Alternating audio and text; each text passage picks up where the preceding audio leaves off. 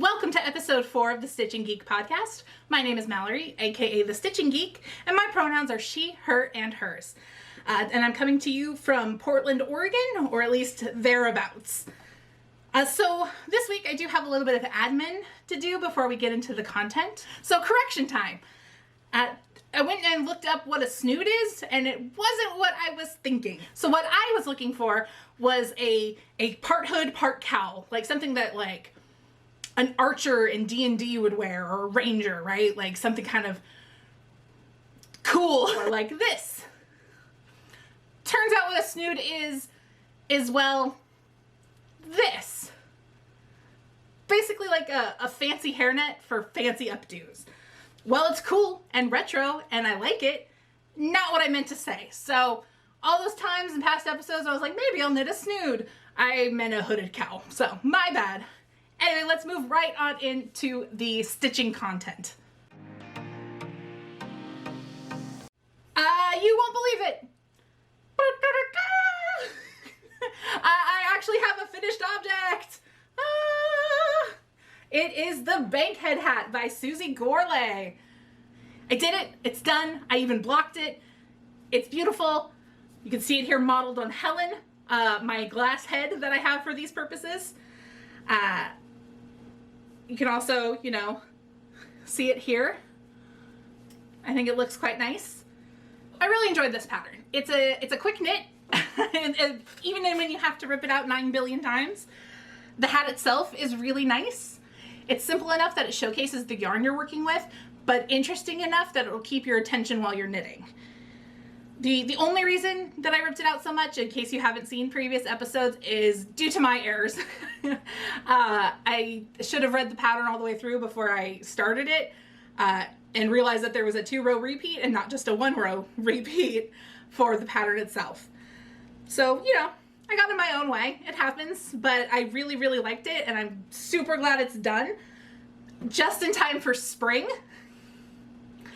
I don't know if you guys remember, but I originally cast this on because it was supposed to snow back in like February, and I thought I could get it done in 2 days. It's been a couple weeks now, but it's beautiful. It'll be here for next fall. It's still pretty cool outside in the mornings, so I can definitely get some use out of it. And now we'll move on to works in progress.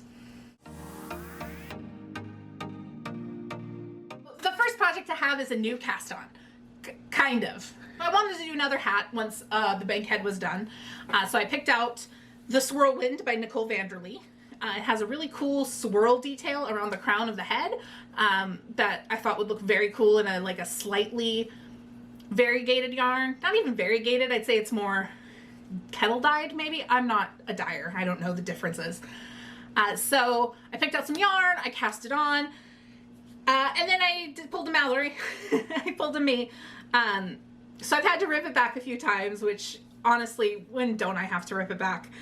I wanted to do it on some larger needles than what the pattern called for, because I wanted, one, I'm a tight knitter, so I tend to need to go up a needle size anyway, and I still want to try out those Knitter's Pride Mindful needles, so I basically, based on the pattern, got what I needed to do that. But I didn't do a gauge swatch, even though I should have, and it bit me in the butt. So I thought originally my instinct was to cast on an adult small, because I'm in bigger needles, so I thought it would kind of work itself out to fit my giant head. And then I was like, oh, maybe I should do an adult medium. So I cast that on and it was way too big. So I ripped that out and I cast it back on. I mean, this was after I tried casting it on a few times with the long-tailed cast on and I didn't have enough tail, as always. So what I did then was that after a few failed attempts with the long-tailed cast on, I tried a knitted cast on, which I've done a couple times before. Tried a knitted cast on. I'm never happy with what it looks like. It looks really loosey-goosey at the beginning, and I don't know why I think I'm suddenly going to like it if I just keep trying. But I did, and I got like 3 or 4 rows of ribbing in and decided that nope, that was gonna bug me. So I ripped it out again, and this is what it currently looks like. A lovely caked up ball of yarn. I am going to be knitting this one out of Malabrigo Rios in the Wales Road colorway. And I think it's gonna be quite lovely. What I'm planning on doing is I'm going to cast it on again with the long-tailed cast on this time because it's my ride or die.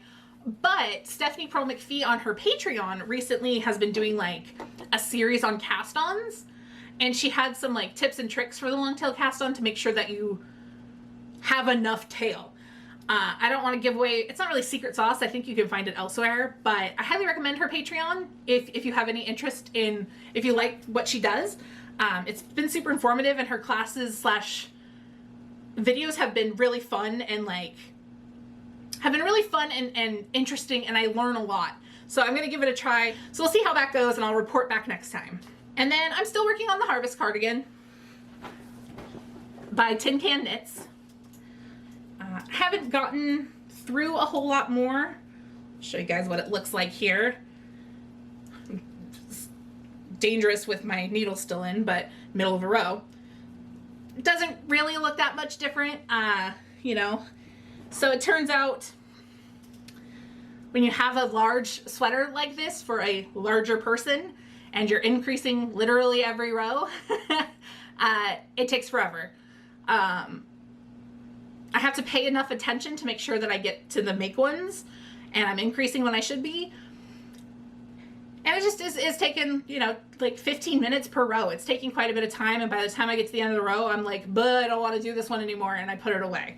So I think this one is just gonna kind of be a long-term project that you'll see a lot of, but not a lot of progress.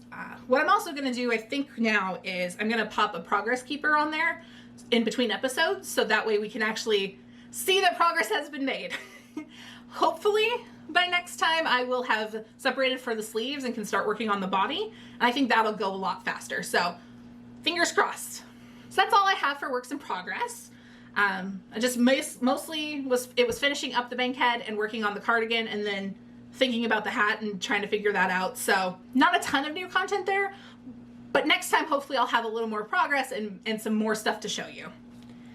And then on the horizon, so not quite works in progress yet, but will probably be one soon, is, I don't know if you guys follow her on Instagram or Twitter or whatever, but Kate Atherley has been doing did it like a free Instagram shawl pattern. So Kate's everyday desk shawl. So she's been retweeting people posting their pictures of their everyday shawl, and I've really been enjoying it. I think it'd be a fun way to use some yarn that I have. So I might cast that on soon. Just something to kind of have on not on in the background, but essentially the equivalent of like TV shows I've seen a million times, just something to work on when everything else seems too complicated, because this one doesn't seem too hard. And again, totally free if you just go to Kate Atherley's Instagram. She posted the pattern there, and it's definitely more of a recipe than a pattern, because it's just, you get, you know, how many stitches to cast on, your needle size is like bigger than what's called for, like that kind of instruction. It's very go with the flow, which sometimes I need to go with the flow kind of thing. That's why the traveling companion shawl has been in essentially limbo, because I just don't have the mental bandwidth to work on lace right now. So this seems like a fun way to just play with some pretty yarn, get something off the needles, get something going, and just go with the flow. And that's all the real knitting content I have this week. No acquisitions, nothing like that. I finally have a finished object, which was great. Just, it's still very pretty and I still really like it. Oh, I did forget to mention with the Bankhead here, I really, really like this Oink Pigment yarn. Oink Pigments yarn.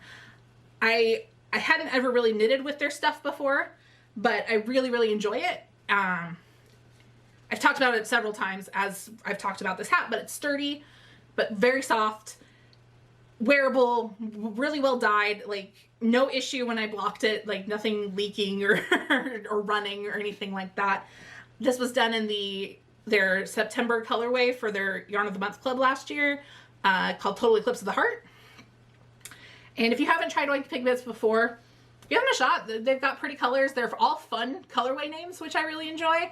And it makes a beautiful hat. So yeah, that's it for the knitting segment. The stitching segment. So we'll go ahead and move right along to the Geek segment. For Geek this week, I have a couple different things. Just kind of what's going on in my life, what I've been geeking out about, quote unquote. Since the last time we chatted, my partner and I decided to get a fish. We had a beta probably a year and a half ago, give or take, in a 5.5 gallon tank, and we really enjoyed having it. It eventually moved along to not greener pastures, wetter oceans. I don't know. It passed away. So we had cleaned out the tank and put it away and stored it.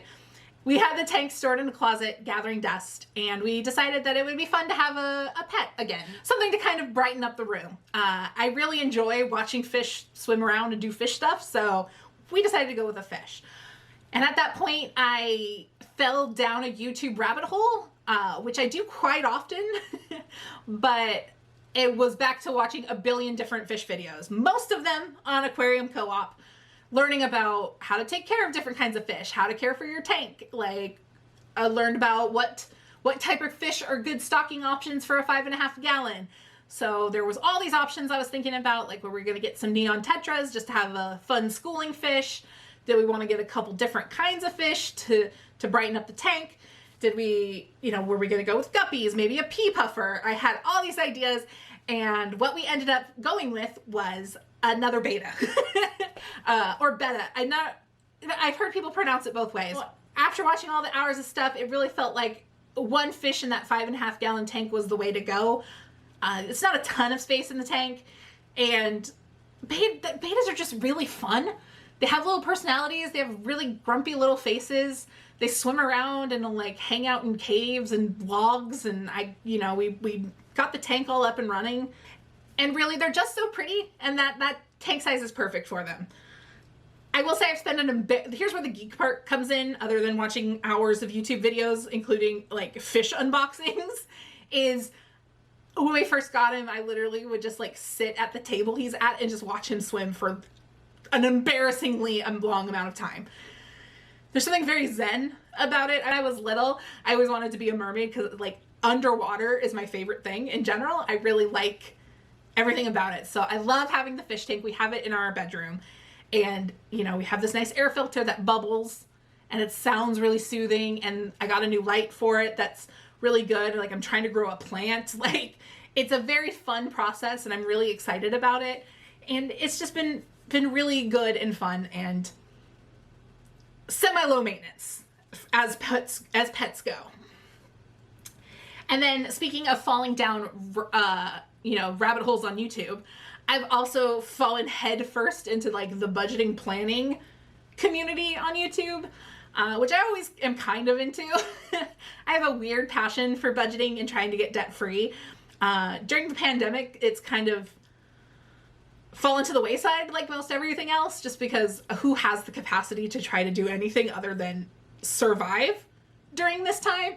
But it's been a lot of fun. I've been watching cash stuffing videos, which are, if you've ever heard of the envelope system, so it's just people like stuffing their envelopes for the week, and it hits all of my buttons.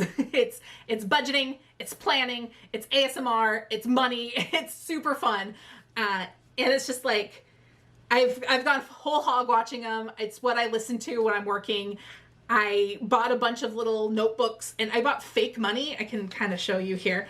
I bought fake prop money to like represent the money we have in the bank, so I can kind of keep track without having to have a ton of cash. Fully fallen down the hole. I'm like this close to starting a channel just about cash stuffing, but I've resisted so far. For now. No promises. And then finally, not really geek related, but it is good news that in Oregon, the restrictions have eased up enough for getting your COVID vaccine that I was able to schedule an appointment for next week for my first dose. And I'm just really, really excited. I just kind of assumed it would never happen. Like it's been a rough year. And the idea that maybe by, Oregon Flock and Fiber, which is my local yarn festival, like things might be safe enough for it to happen and for me to go is very exciting. So I'll let you guys know how it goes next time, but by the next time you see me, I will have gotten my first jab, and I'm super, super excited. And that's it for episode 4. It was a shorter one this week, but nothing too crazy has been going on with me and my projects. As always, you can find links to patterns, yarn, most everything I talk about in the description box below. So definitely check that out. You can also find my show notes at my blog at stitchinggeek.com. Be sure to like, comment, and subscribe if you're so inclined. And I did want to say at the end of this, just because of things that have been happening the past couple weeks in the world, that trans rights are human rights, Black Lives Matter, and stop Asian hate, okay? If that is not something that you can get on board with, I want to make my values clear, who I am as a person and what I value in this channel. That's not something you can get on board with. I'd rather you not watch my content. So just kind of keep that in mind. If you can, please try to donate, especially to like places like Trans Lifeline and some of the Stop Asian Hate resources that are out there, especially lately. That would be wonderful if you can, but that's where my values lie. Trans rights are human rights, Black Lives Matter, and stop Asian hate. Just be kind to each other. Be good to one another. And I'll see you guys in a few weeks.